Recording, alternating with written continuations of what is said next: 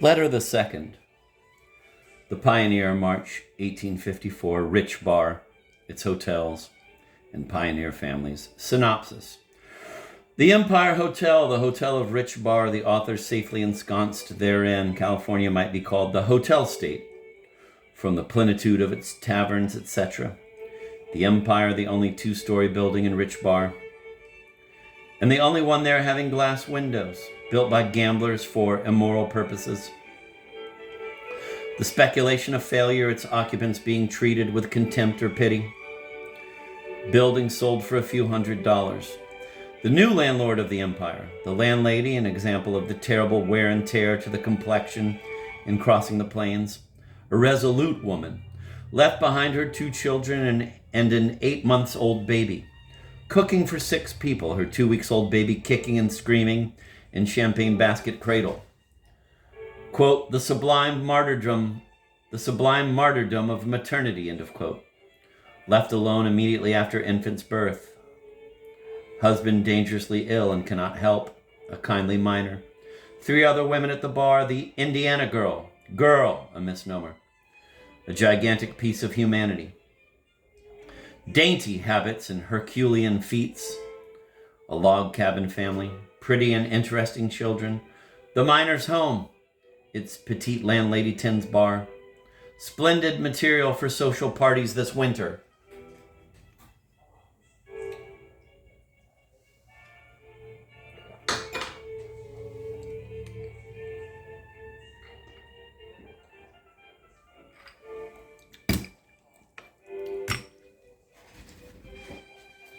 Letter the Second. Rich Bar, its hotels and pioneer families. Rich Bar, East Branch of the North Fork of Feather River. September 15th, 1851. I believe that I closed my last letter by informing you that I was safely ensconced after all the hair-breadth escapes of my wearisome, though at the same time delightful, journey, under the magnificent roof of the, quote, Empire, end of quote, which, by the way, is the hotel of the place. Not but that nearly every other shanty on the bar claims the same grandiloquent title. Indeed, for that matter, California herself might be called the Hotel State. So completely is she inundated with taverns, boarding houses, etc. The Empire is the only 2-story building in town, and absolutely has a live, quote, upstairs, end of quote. Here you will find 2 or 3 glass windows, an unknown luxury in all the other dwellings. It is built of planks of the roughest possible description. The roof, of course, is covered with canvas, which also forms the entire front of the house, on which is painted in immense capitals the following imposing letters. Quote, the Empire, end of quote. I will describe as exactly as possible this grand establishment. You first enter a large apartment, level with the street, part of which is fitted up as a barroom, with that eternal crimson calico which flushes the whole social life of the Golden State with its everlasting red. In the center of a fluted mass of which gleams a really elegant mirror, set off by a background of decanters, cigar vases, and jars of brandied fruit, the whole forming a tout ensemble of dazzling splendor. A table covered with a green cloth, upon which lies a pack of Mont cards, a backgammon board, and a sickening pile of, quote, yallow kivered, end of quote, literature, with several uncomfortable-looking benches, complete the furniture of this most important portion of such a place as, quote, the Empire, end of quote.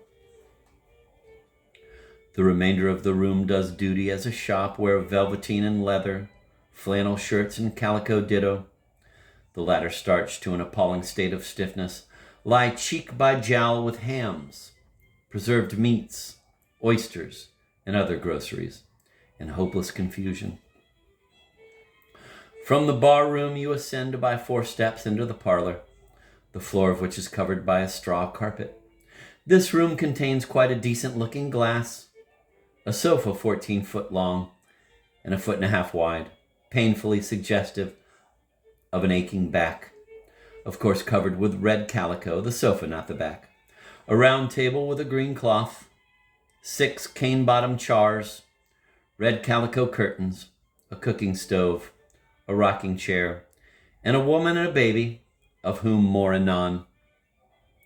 The latter wearing a scarlet frock to match the sofa and curtains.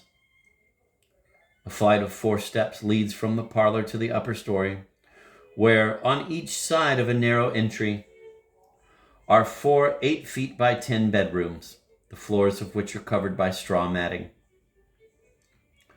Here your eyes are again refreshed with a glittering vision of red calico curtains, gracefully festooned above wooden windows picturesquely lattice-like. These tiny chambers are furnished with little tables covered with oilcloth, and bedsteads so heavy that nothing short of a giant's strength could move them. Indeed, I am convinced that they were built piece by piece on the spot where they now stand. The entire building is lined with purple calico, alternating with a delicate blue, and the effect is really quite pretty. The floors are so very uneven that you are always ascending a hill or descending into a valley.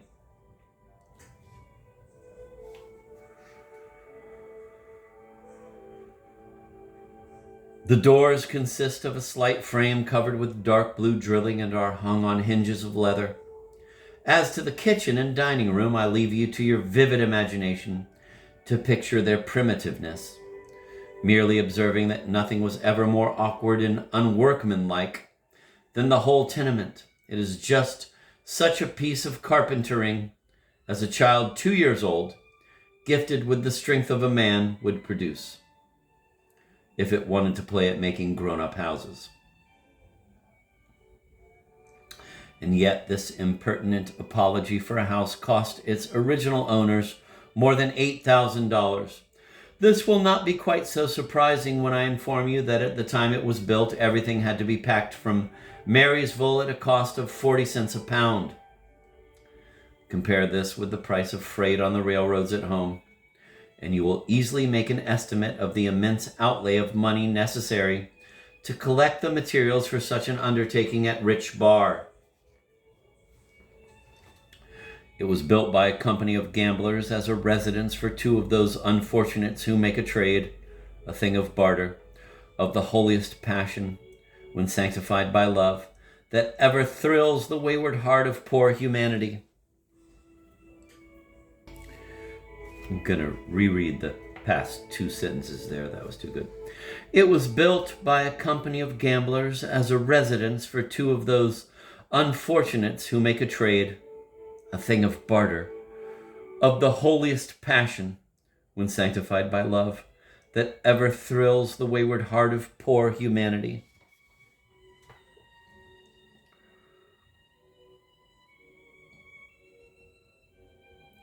To the lasting honor of miners be it written, the speculation proved a decided failure.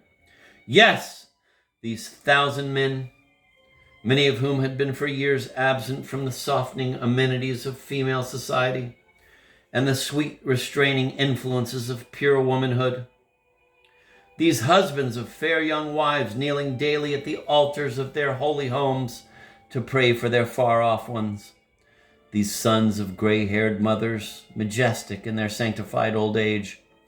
These brothers of virginal sisters, white and saint-like as the lilies of their own gardens, looked only with contempt or pity on these, oh, so earnestly to be compassionated creatures, these unhappy members of a class, to one of which the tenderest words that Jesus ever spake were uttered, left in a few weeks, absolutely driven away by public opinion.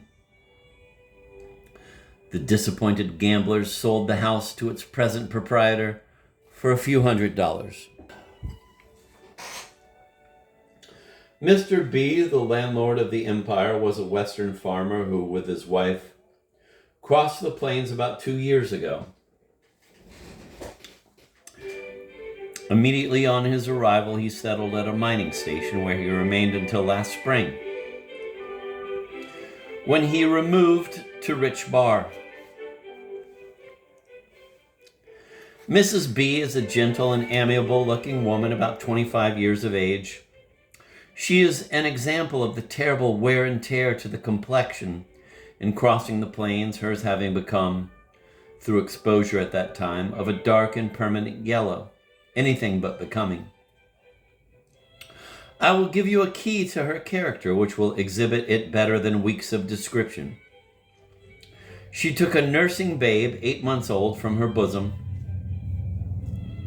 and left it with 2 other children, almost infants, to cross the plains in search of gold. When I arrived, she was cooking supper for some 6 people, while her really pretty boy, who lay kicking furiously in his champagne basket cradle and screaming with a 6-month-old baby power, had that day completed just 2 weeks of his earthly pilgrimage. The inconvenience which she suffered during what George Sand calls, quote, the sublime martyrdom of maternity, end of quote, would appall the wife of the humblest pauper of a New England village. Another woman, also from the West, was with her at the time of her infant's birth, but scarcely had the, quote, latest found, end of quote, given the first characteristic shriek of its debut upon the stage of life, when this person herself was taken seriously ill, and was obliged to return to her own cabin, leaving the poor exhausted mother entirely alone. Her husband lay seriously sick himself at the time, and of course could offer her no assistance. A miner who lived in the house and hoarded himself carried her some bread and tea in the morning and evening, and that was all the care she had. 2 days after its birth, she made a desperate effort, and by easy stages of 10 minutes at a time, contrived to get poor baby washed and dressed after a fashion. He is an astonishingly large and strong child, holds his head up like a 6-monther, and has but one failing: the too evident and officious desire to inform everybody, far and near, at all hours of the night and day, that his lungs are in a perfectly sound and healthy condition, a piece of intelligence which, though very gratifying, is rather inconvenient if one happens to be particularly sleepy.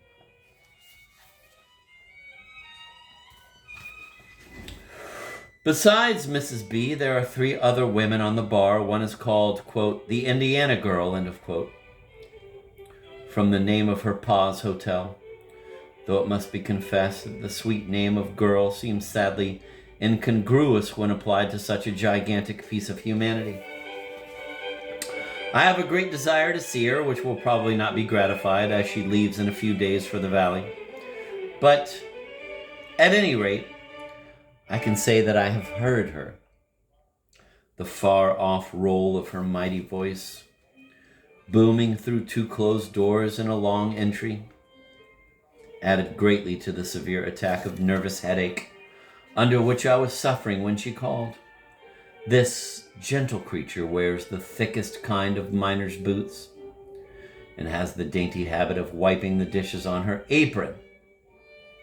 Last spring, she walked to this place and packed 50 pounds of flour on her back down that awful hill, the snow being 5 feet deep at the time. Mr. and Mrs. B, who have 3 pretty children, reside in a log cabin at the entrance of the village. One of the little girls was in the bar room today, and her sweet and bird-like voice brought tearfully, and yet joyfully, to my memory, quote, tear soul, end of quote, quote, Layli, end of quote, and, quote, Lyle Katie, end of quote. Mrs. B, who was as small as, quote, the Indiana girl, end of quote, is large. Indeed, I had been confidently informed that she weighs but 68 pounds. Keeps, with her husband, the, quote, miners, end of quote, home. Mem, the lady tends bar. Voila, my dear. The female population of my new home. Splendid material for social parties this winter, are they not?